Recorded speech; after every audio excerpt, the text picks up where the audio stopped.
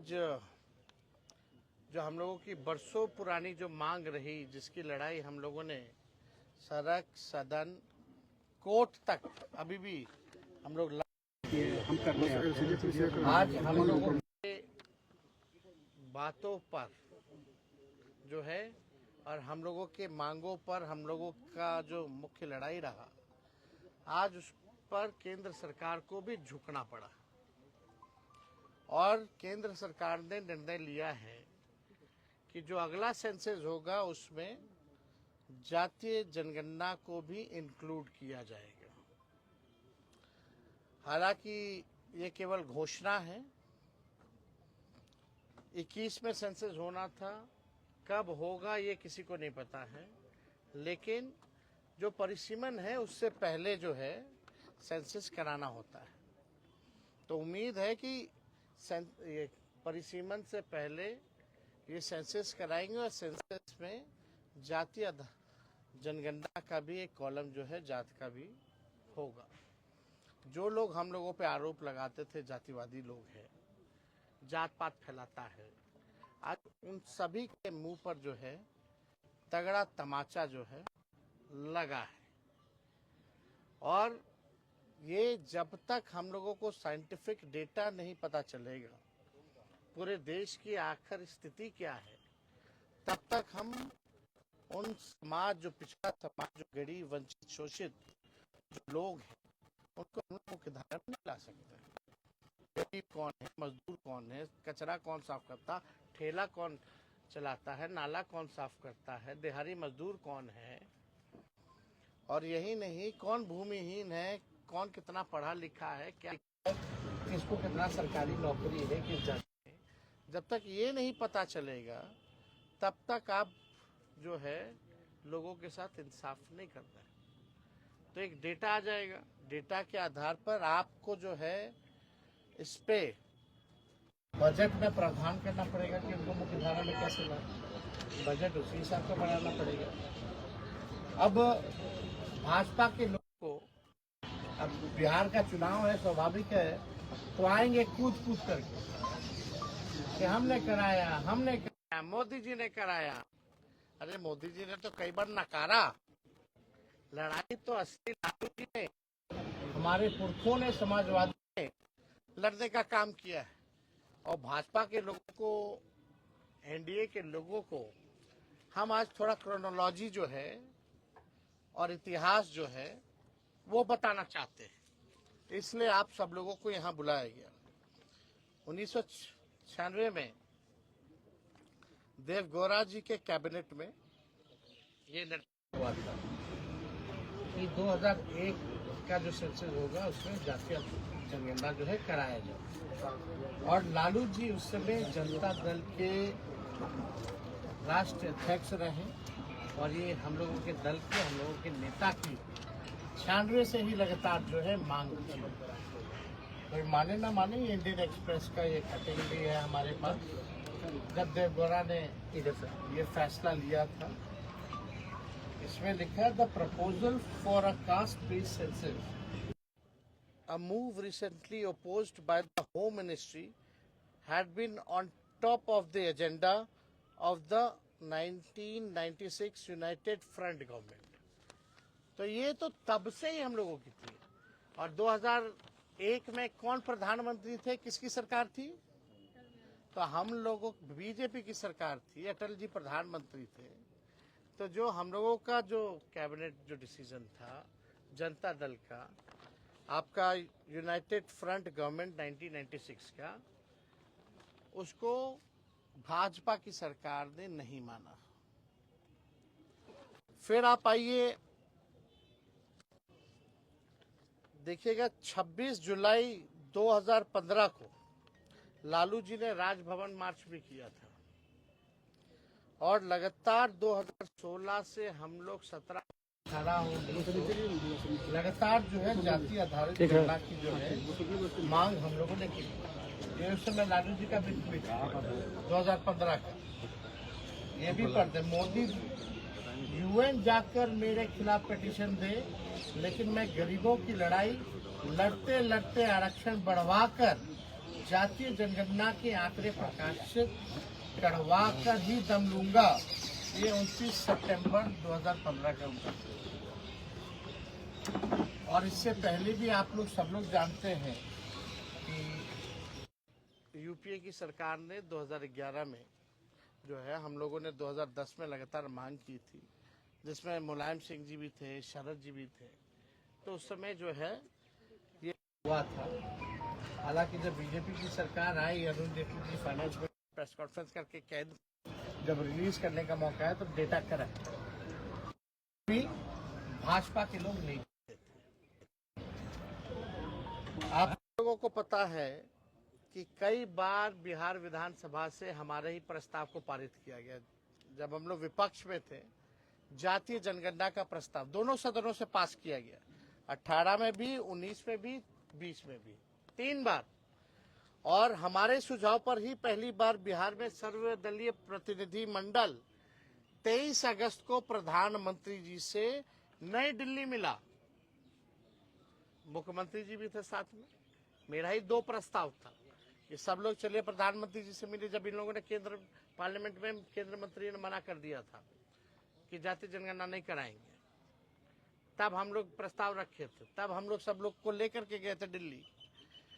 और उससे पहले 3 बार तो हम लोग दोनों हाउसों में, लेजिस्लेटिव असेंबली में भी और लेजिस्लेटिव काउंसिल में भी, हम लोगों ने 3 बार सर्वदलीय प्रस्ताव जो है पारित किए करके भेजा था।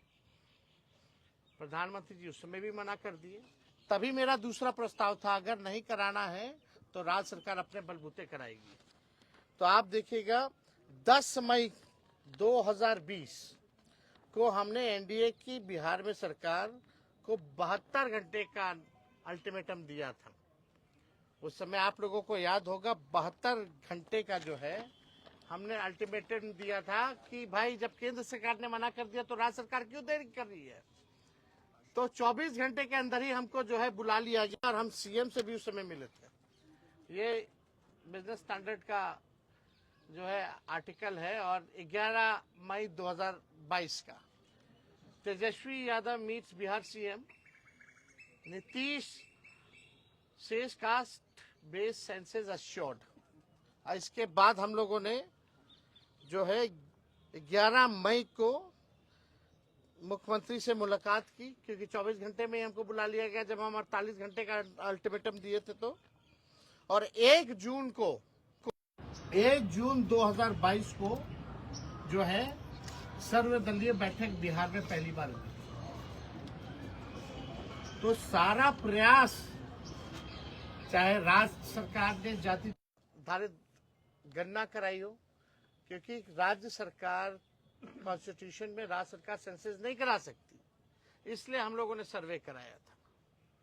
Only central government can do census, इसलिए हम लोगों ने सर्वे कराया था ताकि कोई रुकावट ना हो, कोई दिक्कत ना हो। और आप सबको पता है 2 अक्टूबर जब हम लोग उप मुख्यमंत्री थे, महागठबंधन की सरकार 17 महीने की थी, तो 2 अक्टूबर 2023 यानी गांधी जयंती पर हम लोगों ने जातीय जनगणना का जो सर्वे का जो आंकड़े थे, जो रिपोर्ट था, वो प्रकाशित किया था। हम लोगों की सरकार में हुआ पहले ही बार। हमारे सांसदों ने लगातार जो है केंद्र सरकार से, पार्लियामेंट में भी कई बार जो है अलग अलग मौकों पर जातीय जनगणना के बारे में पूछा। पहले प्रधानमंत्री जी बोलते थे सामाजिक विद्वेष फैलाना चाहते हैं ये लोग। अब प्रधानमंत्री जी बताएं कौन विद्वेष फैलाना चाहता है, कौन नहीं फैलाना चाहता है। करना वही पड़ा जो हम लोग कराना चाहते थे। ये हम लोगों की ताकत है कि ये काम जो है इन लोगों को करना पड़ा है। अब विश्लेषण इसका होता रहेगा कि भाई बिहार चुनाव को देखते हुए किया जा रहा है या कुछ भी किया जा रहा हो। पहली बार कर्पूरी ठाकुर जी को भारत रत्न का से नवाजा जाए, इसकी मांग भी बिहार विधानमंडल की बैठक में प्रधानमंत्री आए थे तो उनके साथ हम ही ने पहली बार रखा था और उनको देना पड़ा था। लेकिन जब हम लोगों ने आरक्षण बढ़ाया, केवल रिपोर्ट आ जाए, आप उस पर काम ना करें तो कैसे चलेगा। तो बिहार सरकार अब तक क्या कर रही है, उस रिपोर्ट पर पहली बार जब सर्वे हुआ बिहार में, उसके बाद पहला बजट की सरकार में अभी कुछ दिन पहले, क्या उस सर्वे का कुछ भी डेटा के हिसाब से बजट में प्रावधान किया गया या बजट बना? नंबर 1 सवाल नीतीश जी बताएं, क्यों नहीं उपयोग किया गया? जो शेड्यूल 9 में जो हमारा आरक्षण जो 65% हम लोगों ने बढ़ाया था 17 महीने की सरकार ने, महागठबंधन ने, उस आरक्षण को शेड्यूल 9 में भाजपा के लोगों ने क्यों नहीं रखा? अभी भी हमारी मांग है कि एक दिन विधानसभा चालू कर दीजिए, पार्लियामेंट एक दिन का ऑन कर दीजिए, 65% या 75% करके लाइए। आज हम लोग सब लोग मिलकर पास करते हैं और यहाँ से हम लोग भेज देते हैं केंद्र में, और केंद्र सरकार जो है उसको शेड्यूल 9 में उसी दिन डाल दे। क्या ये करेगी? क्या मोदी जी करेंगे? क्या ये नीतीश कुमार जी करेंगे? करना तो पड़ेगा ही, एक ना एक तो इनको करना पड़ेगा। अब सोचिए, लालू जी की दूरदृष्टता को देखिए कि भाई 30 साल पहले 96 में जो फैसला लिया गया, आज मोदी जी को अमल करना पड़ रहा है। तो हम लोग चाहते हैं, और अगली हमारी लड़ाई होगी, एक तो हम लोग देख रहे कि कब करा दे, और करा रहे तो रिपोर्ट का ही लोग क्या कर रहे हैं।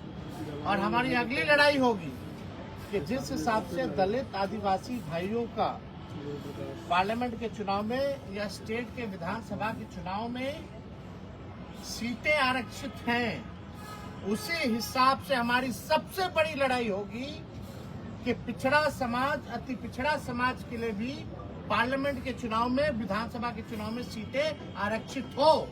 और ये करवा करके ही हम लोग दम जो है लेने का काम करेंगे, और किसी भी कीमत पे इससे हम लोग कॉम्प्रोमाइज नहीं करेंगे।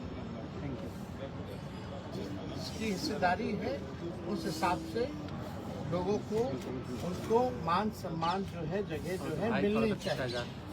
तो मेरा सबसे बड़ा सवाल कि शेड्यूल 9 में क्यों भाजपा के लोगों ने अब तक लटका रखा है? नया प्रपोजल लाए, हम लोग पास करते हैं। दूसरा सवाल कि बिहार का जो सर्वे आया जाति जनगणना का, तो एनडीए की सरकार ने उसके अनुरूप बजट जो है क्यों नहीं बनाया? तीसरा हमारी लड़ाई होगी कि पिछड़ा अति पिछड़ों को भी पार्लियामेंट के चुनाव में और विधानसभा के चुनाव में भी सीटें आरक्षित। तो और कोई सवाल अगर आप लोगों का होगा आप लोग सर, 1990 से लालू जी इसकी लड़ाई लड़ रहे हैं, शरद यादव जी नहीं रहे, रामविलास जी की आवाज उठाई, पुरखों की जीत है, ये हम लोगों के पुरखों की जीत है, ये समाजवादी नेताओं की जीत है, समाजवाद की जीत है। सर सामने लोगों ने लगातार जो है, हमारे नेताओं ने समय समय पर इसकी लड़ाई, चाहे सड़क हो, सदन हो या कोर्ट कचहरी हो, और आज भी मजबूती के साथ हम लोग लड़ रहे हैं। और हमारे एजेंडे पर ही भाजपा के और एनडीए के लोगों को नाचना पड़ रहा है। ये तो जीत हुई है, लेकिन अभी देखते हैं कि खाली बिहार चुनाव के लिए सब गुस्सा तो थोड़ा है कि वाकई में ये करा रहे हैं तो रिपोर्ट का कचरे के ढेर में तो नहीं फेंक रहे हैं। तो हमारी नजर हर एक चीज पे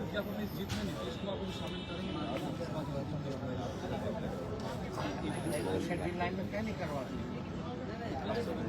अरे भाई, तो हम नए अल्टीमेटम में हमारे प्रस्ताव में ना हो गए, तो नीतीश जी का आइडिया था। जेडीयू कह रही है नीतीश कुमार का जीत है, नीतीश कुमार ने बिहार से शुरुआत की, इस वजह से केंद्र में भी होगा।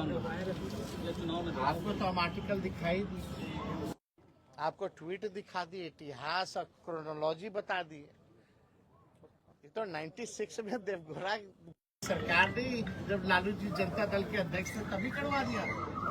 लेकिन अटल जी की सरकार, ये लोग ट्वीट तो खेल रहे, तो ट्वीटे में काम, ये लोग सड़क पे लड़ाई लड़ी, सदन में लड़ाई लड़ी, उसका कोई योगदान नहीं है क्या? खाली ट्वीटे पे हो गया क्या? तो आप लोगों को इसलिए हम जो इतिहास जो है वो बताने के लिए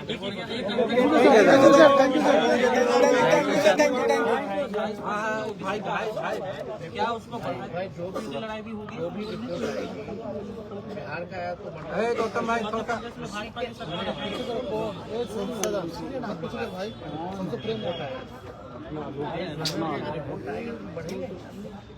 लड़ाई है तो बड़े ठीक है पंकज जी।